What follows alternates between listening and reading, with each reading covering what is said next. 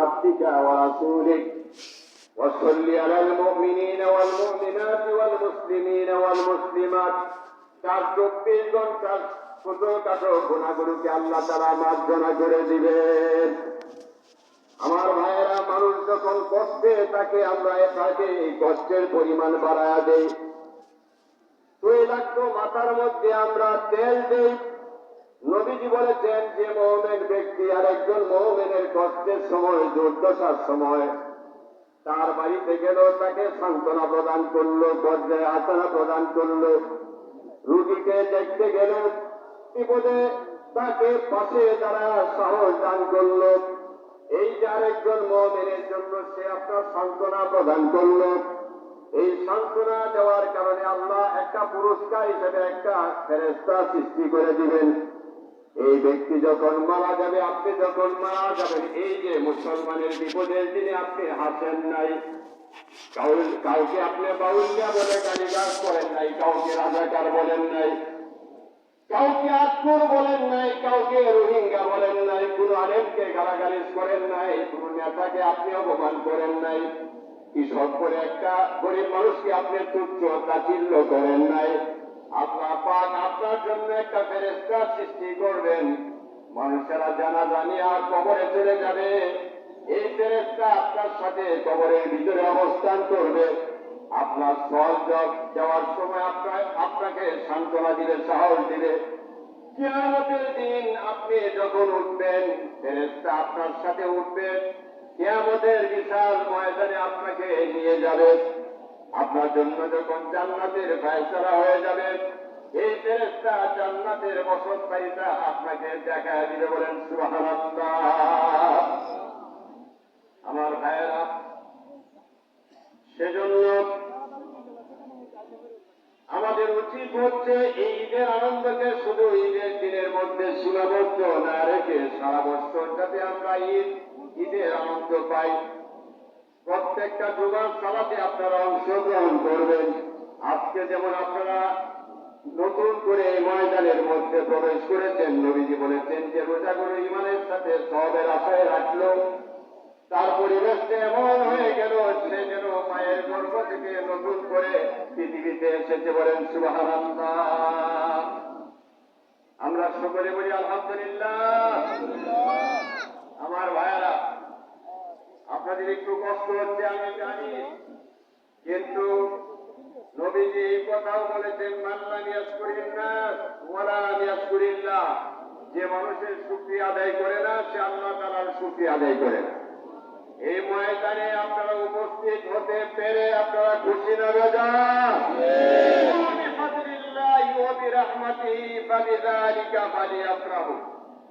এই জন্য যারা এই লক্ষ লক্ষ মানুষের সমাবেশটা করল শান্তি শৃঙ্খলার সাথে, তাদের জন্য আপনারা একটু দোয়া করবেন মোনাজাতের সময়। তাদের মধ্যে রয়েছেন কিশোরগঞ্জের জেলা প্রশাসন, রয়েছেন পুলিশ প্রশাসন, রয়েছেন পৌর প্রশাসন, রয়েছেন নির্বাহী প্রকৌশলী জনস্বাস্থ্য, রয়েছেন বাংলাদেশ সেনাবাহিনীর এই ইউনিটের দায়িত্বশীল ব্যক্তিবর্গ, রয়েছেন র্যাপিড অ্যাকশন ফোর্স ব্যাটালিয়ন, রয়েছেন জেলা তথ্য অফিস, আমাদের সাথে রয়েছে নির্বাহী প্রকৌশলী বিদ্যুৎ উন্নয়ন বোর্ড, সিভিল শাসন, নির্বাহী প্রকৌশলী স্থানীয় সরকার প্রকৌশল অধিদপ্তর, প্রধান নির্বাহী কর্মকর্তা জেলা পরিষদ কিশোরগঞ্জ, জেলা চেম্বার অব কমার্স সহ ব্যবসায়িক নেতৃবৃন্দ, বিভিন্ন রাজনৈতিক দলের নেতৃবৃন্দ, তারা দলমত বর্ণ নির্বিশেষে সম্মিলিত সিদ্ধান্ত গ্রহণ করেছেন। করেন আলহামদুলিল্লাহ, আল্লাহু আকবার, আল্লাহু আকবার। এরপরে এই যে গান গ্রহণ করলেন স্কাউটের সদস্যরা, বিশেষ করে Kishoreganj press club, central press club, channel সহ যতগুলো মিডিয়া এসেছেন, তারা বহির্বিশ্বে যারা রয়েছেন তাদের সাথে আমাদেরকে সংযোগ করে দিচ্ছেন। আল্লাহ পাক তাদের মেহনতকে যাতে কবুল করে, আমরা সকলে বলি আমিন। আমার বন্ধুরা, এখন জেলা প্রশাসনের তরফ থেকে আপনাদেরকে একটু শুভেচ্ছা জানানো হবে, আপনারা একটু ধৈর্য ধারণ করবেন। তার পূর্বে আমি সংক্ষেপে ঈদ উল ফিতরের নামাজের নিয়ম আপনাদেরকে বলে দিচ্ছি,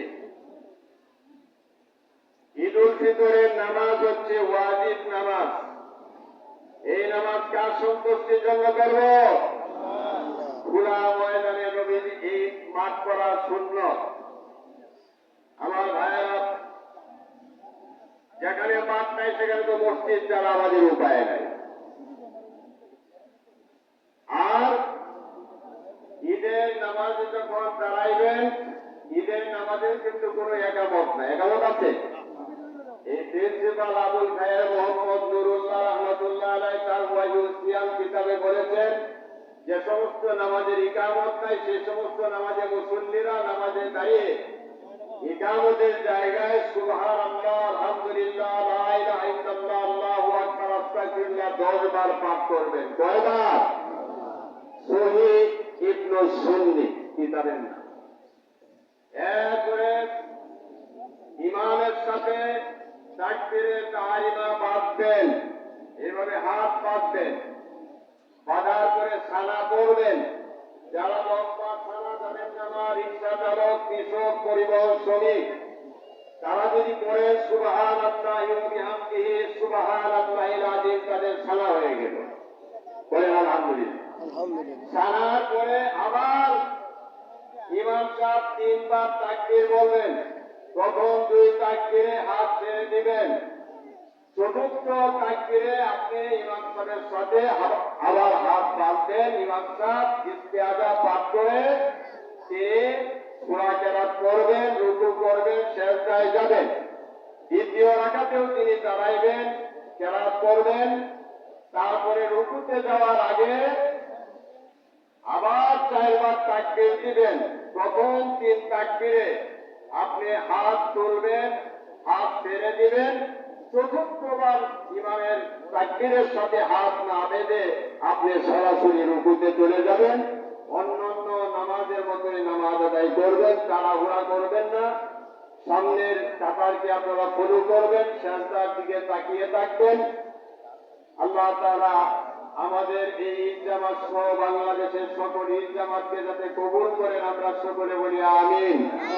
আপনারা একটু ধৈর্য ধারণ করেন, ওনারা আপনাদেরকে একটু শুভেচ্ছা জানাচ্ছেন। এরপরে আমরা নামাজের প্রস্তুতি গ্রহণ করবো ইনশাআল্লাহ।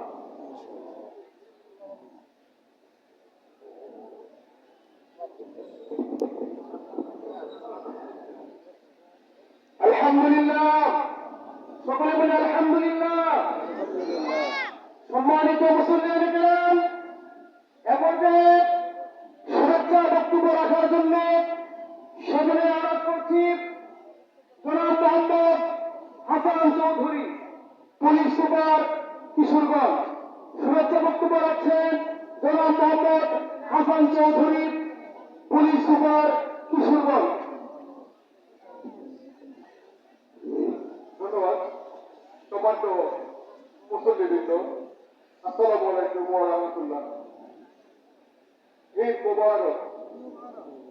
পবিত্র ঈদ উল ফিতরের মহান দিনে ঐতিহাসিক সোনাকিন ময়দানে আপনাদের সঙ্গে সমবেত হতে পারে আমি সৌভাগ্যবান মনে করছি নিজেকে।